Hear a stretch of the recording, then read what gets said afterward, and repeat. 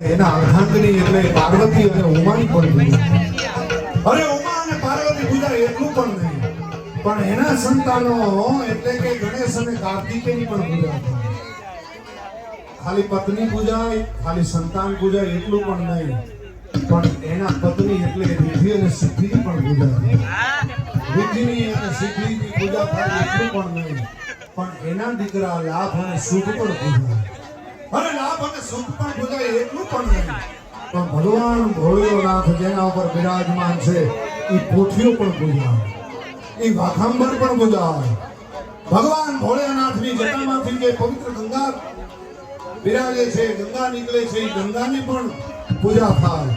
ભગવાનના મસ્તક ઉપર જે ચંદ્રમા બિરાજે છે, બીજ જે બિરાજે છે, એની પણ પૂજા થાય. ભગવાનના ગળામાં મારે તો 14 ગામના કંકર ખોટને પાણી ભસ્મ કરી નાખે એવો સર્પ જે બિરાજે છે, સર્પની પણ પૂજા થાય. જેનું સર્વત્વ પૂજાતું હોય, જેનું સર્વસ્વ પૂજાતું હોય, એને મહાદેવ કહેવાય. અને એ મહાદેવને યાદ કરવો હોય ત્યારે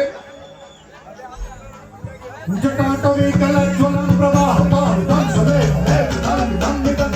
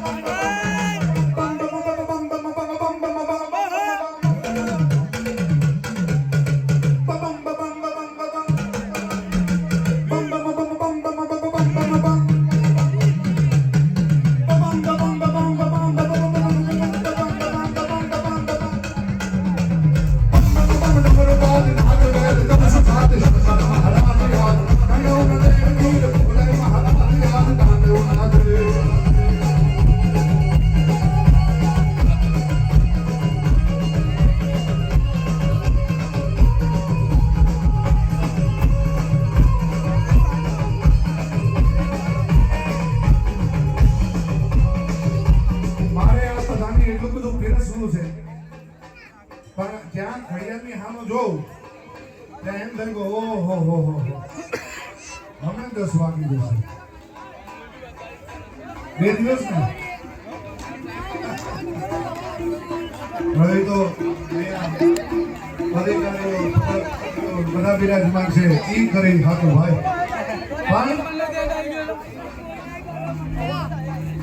જાગો જાગો હરે ત્રિપુરારી જટાના તો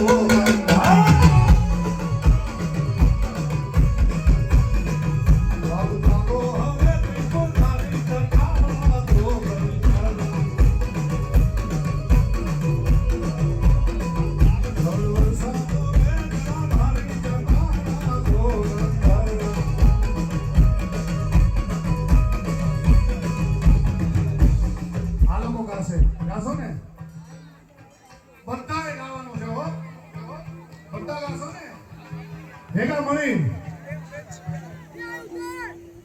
જાગો જાગો હરે ત્રિપુરારી જટાના જોગંદ હર વરસાવો રે ધરાધારી જટાના જોગંદ. ઓમ નમઃ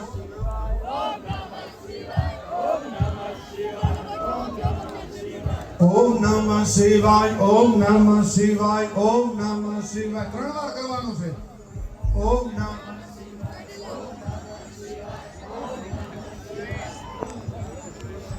નમઃ શિવાય.